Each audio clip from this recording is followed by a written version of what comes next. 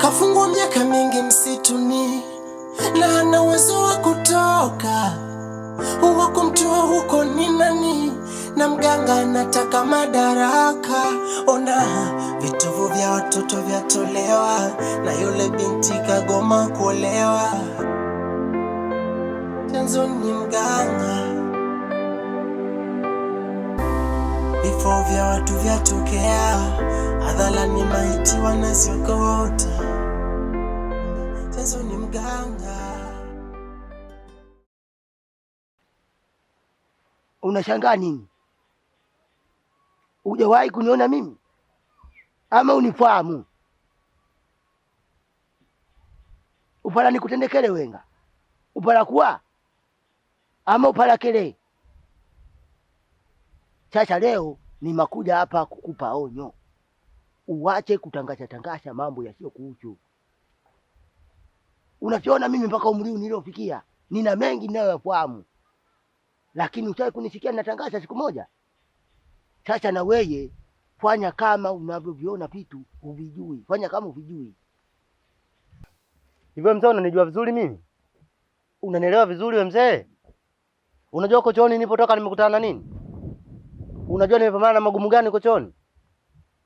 Mimi nimetoka huko naona mpaka machozi yananitoka, hujui nimekutana na nini? Siwezi kukaa kimya juu ya uchawi wako. Wewe mzee ni mchawi. Na nitafanya kila njia hapa kijiji chote wajue. Ndio utajua kama mimi nani yani. Kuja gale mwana kibado kipete. Wewe aliyekwambia mimi mchawi nani? Wewe unafahamu uchawi wewe? Unatambua uchawi unavyouma vizuri katika mwili wa binadamu? Sasa leo ni makuja kukuonesha adabu. Na utawaambia na wenzako.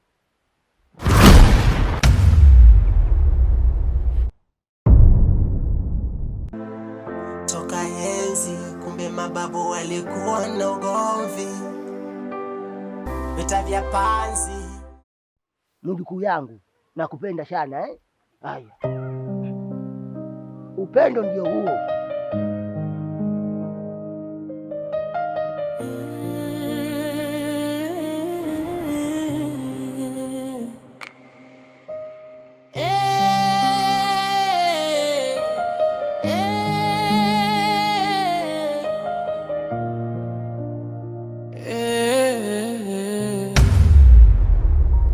Mama Mdodo, tumekuja kupata ile tiba. Mume wangu hata hivyo yuko njiani naye anakuja. Ila mimi nimewahi, maana yake tulikosana kidogo. Yeye alienda dukani, mimi nikaona ngoja niwahi kwa sababu tuliambia saa 7. Una muda mwafaka? Mama Harusi, labda nini huamie. Ninyo huduma za majini. Unamaanisha? Nimeachana na uganga. Mama Mdodo, tumekuja hapa asubuhi nyumbani kwako na mume wangu. Na ukatuambia tuje saa 7. Sasa hivi saa 7. Tena nimejitahidi, nimeiforce nifike mimi ili tusipoteze muda. Leo unaniambia umesisha huduma za majini. Kwani usinipe taarifa tangu asubuhi? Nilishindwa kuhamia tangu asubuhi kwa sababu bado nilikuwa na ratiba ya kufanya huduma za majini. Lakini hii imeingiliana kulingana na ratiba zangu, ndio maana nimezimisha huduma za majini. Mama Mdodo, kuwa na huruma hata chembe basi. Sisi tumekuja hapa tuna tatizo. Mtoto wetu ndio hivyo. Amefanya amepotea ghafla. Hatujui kaenda wapi. Mama Mdodo umesema tutusaidia. Tumekuja hapa sasa hivi unaniambia sijui nini. Mama Mdodo basi nakuomba mimi kama shoga yako. Mama Mdodo, nakuomba mimi tusaidie. Mama Harusi, Nimesema nimezidisha huduma za majini. Naomba nieleweke. Kama ningekuwa nafanya hizo huduma ningekusaidia, lakini nimeongea kistaarabu, unaeleweka. Nilishapata matumaini kusema mwanangu utamsaidia, kwa sababu wewe hapa kijijini tangu uje unasaidia watu aina mbalimbali. Kwa nini usinisaidia hata mimi rafiki yako jamani? Mama Mdodo. Mbona kama unanipokea? Mbona kama unanipokea? Yaani huduma ni mimi, nisinye mimi huduma, bado unakuja unanipokea. Wana wengine mimi sijui kama wewe una mananizo. Nafahamu, lakini nimezidisha huduma za majini. Hebu naomba nieleweke basi. Niseme sawa, siwezi kukulazimisha. Kwa sababu wewe ndo mtaalamu, unajua umsaidie nani. Najua, najua. Hutaki kunisaidia tu, sio eti kwa sababu umesisha sijui nini. Mama harusi, na kuheshimu sana. Na kinungomane. Nimeshamwambia nimezidisha huduma za majini. Hebu naomba mniache. Mbona naona unaongea sana. Wewe nenda, nimeshasema sifanyi huduma za majini. Hebu naomba uniache. Mimi mwenyewe pia natamani umumzinga.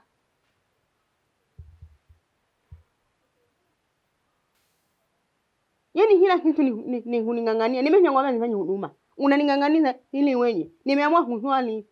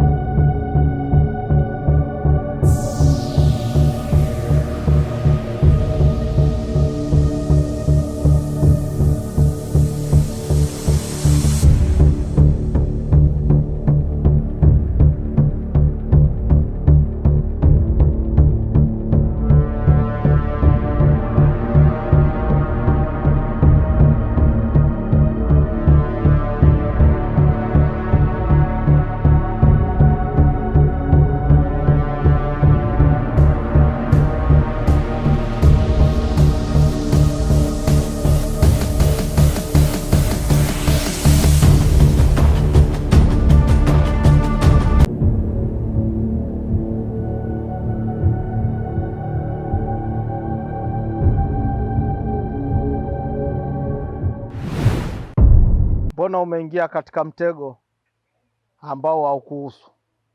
Mimi nakufahamu vizuri sana kuliko wewe unavyonijua. Katika kijiji hiki watu wengi wanakujua kwamba wewe ni mkombozi wao. Baki katika njia ya ukombozi, acha kuwa kibaraka. Nenda zangu huko.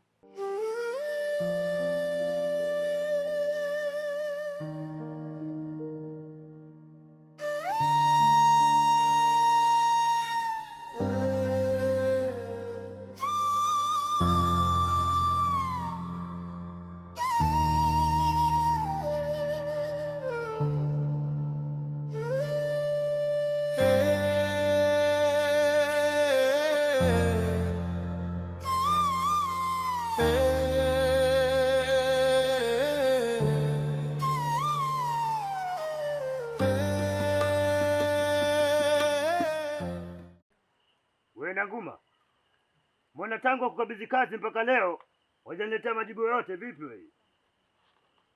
Kazi yako tayari imeshaianza, ile itakamilika baada ya siku 27. Siku 27 zote wewe wasubiri nini wewe? Wafanye kazi kwa uangalifu, alafu waangalie watoka huko mpaka wafika hapa ndani ya msitu wa Vibanzi. Kuna mtoto wa kuona. Sasa leo watakampige kombola hapa, wapate taarifa mpaka huko. Sasa leo wamuonesha kazi.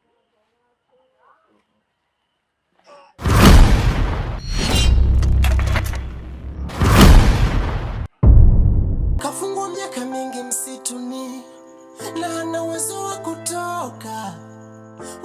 Hapo tayari wamaliza kazi, wafa huko. Baada ya kukuletea kazi yako, nitahitaji kazi yangu pia. Haina shida, mimi waniletea tu kama leo, wakamilishia hapo hapo. Maana yule kijana kwangu mimi ni muhimu sana. Mapambano yakatikisa msitu, ardhi ikalia kwa maumivu, lakini tumaini halikufa. Msitu wa Vibanzi, msitu wa Vibanzi, siri zako zitaisha lini? Msitu wa Vibanzi, msitu wa Vibanzi, kilio chako kinasikika usiku. Msitu wa Vibanzi.